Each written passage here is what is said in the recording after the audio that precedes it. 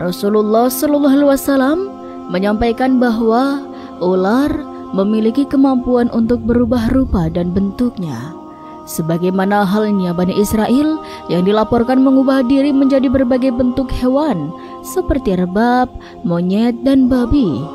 Ini menunjukkan bahwa ular bukan hanya dikenal di dunia nyata, tetapi juga memiliki kehadiran dalam cerita-cerita gaib. Dikisahkan bahwa ular memiliki posisi istimewa. Dulunya berada di surga, namun sekarang mendapat tempat di istana iblis sebagai penjaga utama. Imam Ahmad melaporkan bahwa Yunus dan Ahmad bin Salamah dari Sayyidina Ali, dari Abu Nadrah, dari Abu Sa'id menceritakan bahwa Rasulullah Sallallahu Alaihi Wasallam bertanya kepada Ibnu Sa'id tentang penglihatannya. Ibnu Sa'id menjawab bahwa dia melihat sebuah singgasana di atas lautan yang dikelilingi oleh beberapa ular. Rasulullah Sallallahu Alaihi Wasallam kemudian menyatakan bahwa Ibnu Sa'id telah melihat singgasana iblis. Ada riwayat lain yang menyebutkan bahwa Ibnu Sa'id adalah seorang tokoh sakti di zaman Rasulullah Sallallahu Alaihi Wasallam yang memiliki kemampuan kaisab syaitani, di mana matanya dapat menembus alam jin dengan bantuan iblis. Beberapa sahabat bahkan menganggap Ibnu Sa'id sebagai dajjal. Dalam satu riwayat disebutkan bahwa Ibnu Sa'id diuji oleh Rasulullah untuk menguji kemampuan kaisab syaitannya. Kemampuan inilah yang memungkinkannya melihat istana iblis yang dijaga oleh ular-ular. Dari sini dapat dipahami bahwa ular memiliki peran yang signifikan dalam dunia gaib, dan para jin bahkan dapat mengambil bentuk ular untuk berinteraksi dengan manusia. Sabda Rasulullah Sallallahu Alaihi Wasallam mengenai kemampuan ular untuk berubah rupa dan bentuknya seperti halnya yang dialami oleh Bani Israel menjadi pelajaran tentang keberagaman dan keajaiban ciptaan Allah. Dikisahkan bahwa ular dulunya adalah makhluk yang bebas berada di surga, memiliki kaki dan dapat keluar masuk surga dengan leluasa. Namun karena bersekongkol dengan iblis dan mendurhaka kepada Allah Sang Maha Pencipta, ia diusir dari surga. Beberapa ular turun ke bumi menjadi makhluk melata setelah Allah Subhanahu wa Ta'ala menghilangkan kakinya. Sementara yang lain diberi kekuatan dan menjadi penjaga istana iblis. Diriwayatkan bahwa ketika Allah Azza wa Jalla memerintahkan kepada Adam dan Hawa untuk tinggal di surga dan makanlah dari pohon yang bermanfaat, namun jangan seperti pohon tertentu agar mereka tidak menjadi orang yang zalim. Ibnu Abbas dan banyak sahabat Nabi SAW lainnya mengungkapkan bahwa saat itu iblis berusaha untuk menemui Adam dan Hawa di surga, namun dihalangi oleh para malaikat penjaga. Tiba-tiba muncul seekor ular yang memiliki 4 kaki seperti unta dan tampak sangat indah. Iblis mencoba membujuk ular tersebut untuk memasukkannya ke dalam mulutnya agar dapat bertemu dengan Adam. Ular itu pun mengizinkan, dan dengan itu iblis berhasil melewati para malaikat penjaga dan masuk ke surga.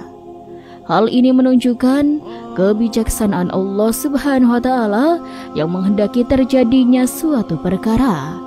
Iblis masuk ke surga melalui mulut ular sebagaimana sebuah binatang tunggangan yang paling indah yang Allah ciptakan.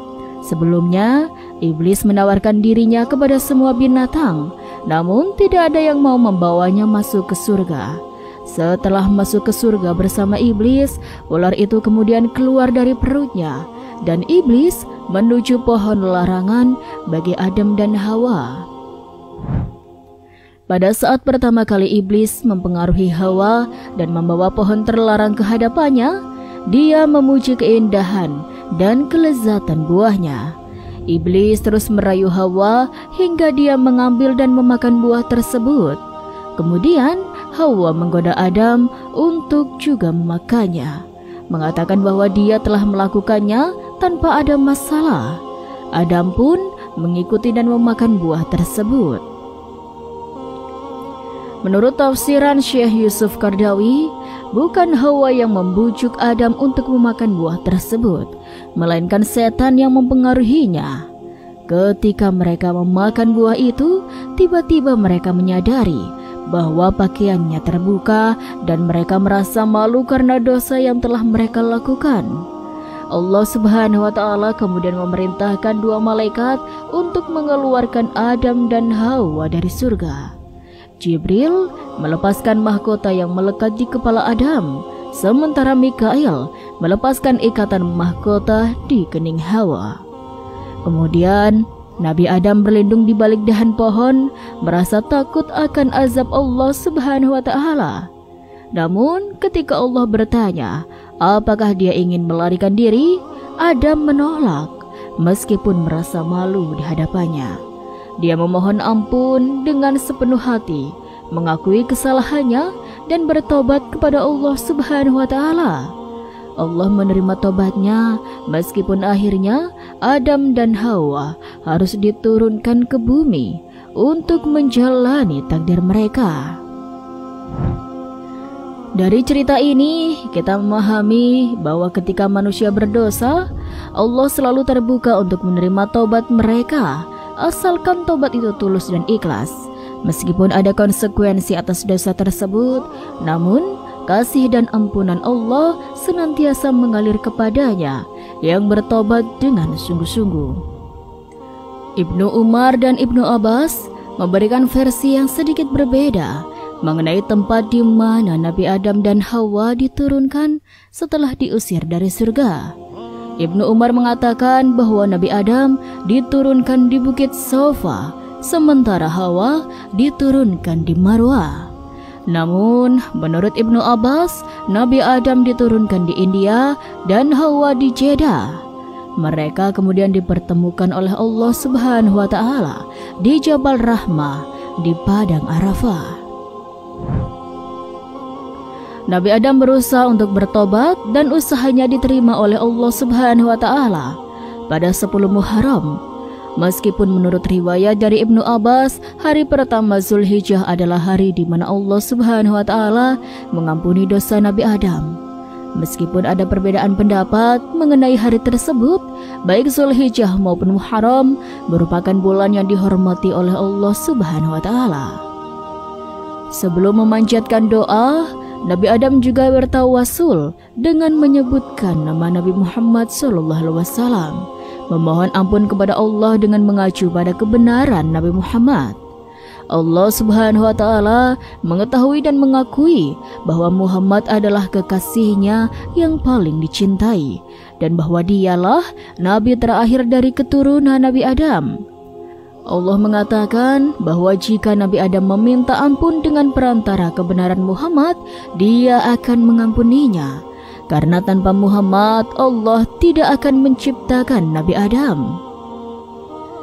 Kisah ini menunjukkan bahwa Nabi Adam dan Hawa yang terusir dari surga karena tertipu oleh iblis mendapatkan ampunan dari Allah Subhanahu wa Ta'ala. Mereka menetap di bumi dan menerima kesempatan untuk memperbaiki kesalahan mereka.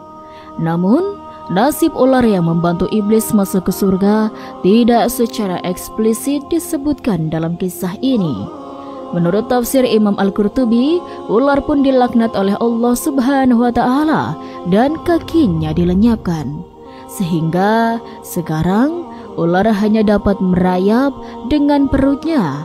Ini dijadikan sebagai bagian dari permusuhan antara manusia dan ular, sebagai konsekuensi dari kerjasama ular dengan iblis.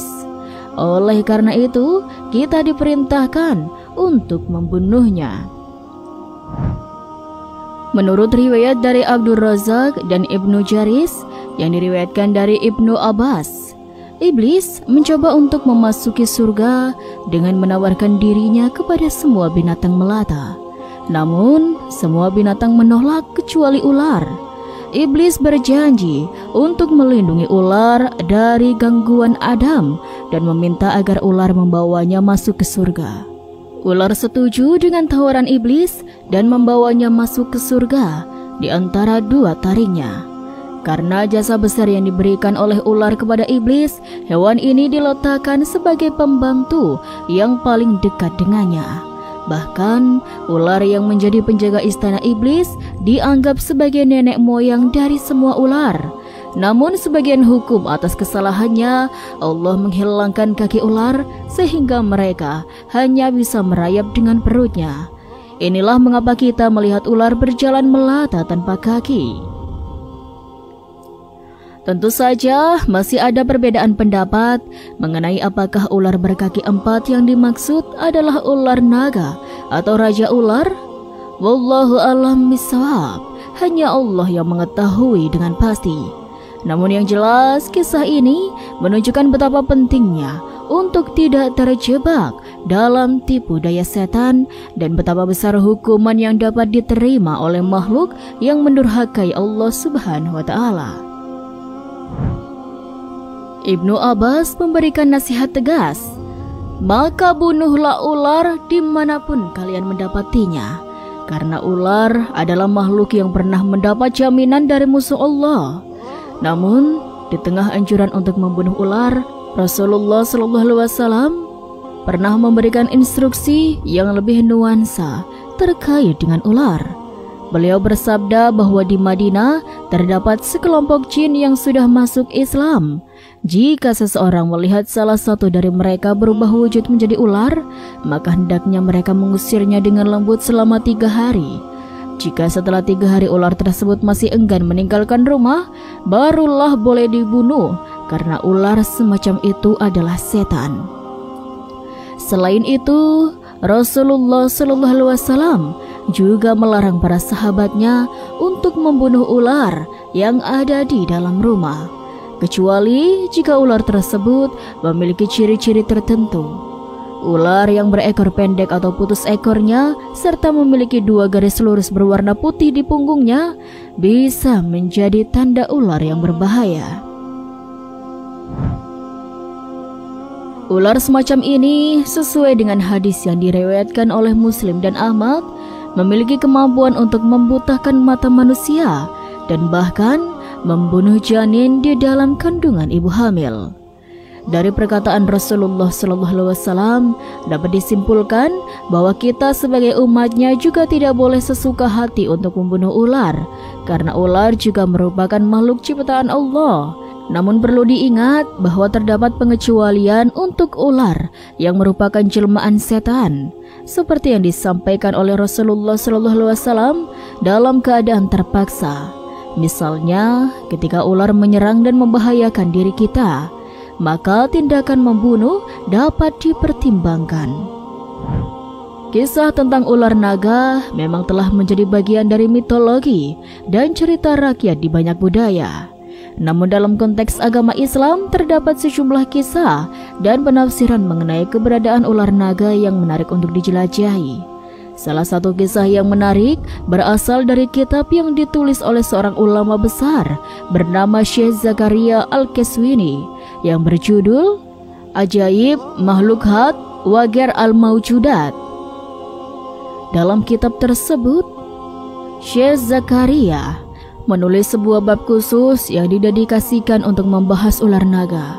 Ia menguraikan secara detail tentang fisik ular naga, yang merupakan makhluk yang dipercaya hampir oleh semua agama dan budaya di seluruh dunia. Meskipun keberadaan naga seringkali dianggap sebagai mitos atau cerita rakyat, namun dalam beberapa kitab ulama, naga dijelaskan sebagai hewan yang benar-benar ada dan hidup di bumi. Menurut penjelasan dalam kitab tersebut, ular naga memiliki tubuh yang besar, dilengkapi dengan taring yang tajam dan biji mata merah yang mencolok. Kakinya mirip dengan kaki elang, sementara bulunya menyerupai kumis yang tipis. Abdul Latif Al-Asyur dalam karyanya menjelaskan bahwa naga adalah perpaduan antara reptil dan burung. Meskipun bentuknya menyerupai ular besar, namun naga memiliki jari-jari tangan seperti macan atau bahkan seperti elang. Bahkan dalam beberapa kisah dikatakan bahwa naga memiliki kemampuan untuk terbang seperti burung. Naga dikenal sebagai pemangsa yang ganas, yang sering memburu hewan-hewan yang hidup di lautan maupun di daratan. Keberadaan naga menjadi bagian dari berbagai cerita dan legenda yang tersebar di berbagai belahan dunia, memberikan warna dan kekayaan pada warisan budaya dan kepercayaan manusia. Dengan demikian, keberadaan dan penafsiran tentang ular naga tidak hanya menjadi bagian dari cerita mitos, tetapi juga menjadi bahan kajian yang menarik dalam dunia keilmuan dan spiritualitas. Dalam sebuah riwayat lain, diceritakan bahwa kekuatan naga begitu besar sehingga sekali tiupannya dapat menghancurkan seluruh tumbuhan dan membuatnya tidak akan pernah tumbuh kembali. Ini memberikan gambaran akan keganasan dan kekuatan yang dimiliki oleh makhluk ini. Bahkan dalam kitab Ajaib Makhluk disebutkan bahwa tiupan naga memiliki sifat yang sangat panas, bahkan sampai pada tingkat pembakaran. Ini memberikan gambaran pemahaman bahwa naga mungkin memiliki hubungan dengan elemen api atau panas. Dalam karya biologi klasik Hayatul Kayawan Kubra yang ditulis oleh Syekh Kamaluddin Adamiri, dijelaskan tentang keberadaan ular naga. Bahkan disebutkan bahwa naga sudah ada sejak zaman Raja Zulkarnain, yang diceritakan dalam Al-Quran Surat Al-Kahfi. Ada penafsiran bahwa naga mungkin terlibat dalam pembuatan tembok Yajuj dan Majuj dengan kemampuannya untuk melelehkan besi atau timah. Dalam sejarah juga tercatat keberadaan naga pada zaman Nabi Musa alaihissalam. Dikisahkan bahwa naga itu dihancurkan oleh Nabi Musa dengan tongkatnya. Saat naga itu mati, Nabi Musa terbangun dari tidurnya dan melihat naga tersebut sudah tidak bernyawa. Ular naga dalam cerita ini digambarkan memiliki tubuh panjang dan sisiknya menyerupai ikan. Naga ini disebut sebagai naga terakhir yang punah pada zaman Nabi Musa alaihissalam. Namun dalam riwayat lain diceritakan bahwa naga menjadi makhluk yang merusak bumi, sehingga Allah memerintahkan malaikat untuk membawanya ke lautan terdalam. Meskipun demikian, naga tersebut malah merusak laut dan memangsa ikan-ikan di dalamnya. Sebagai tindakan pembalasan, Allah memerintahkan malaikat untuk membasahi Nuh dengan naga tersebut. Kisah-kisah ini memberikan gambaran tentang beragamnya pandangan dan interpretasi mengenai keberadaan naga dalam agama Islam.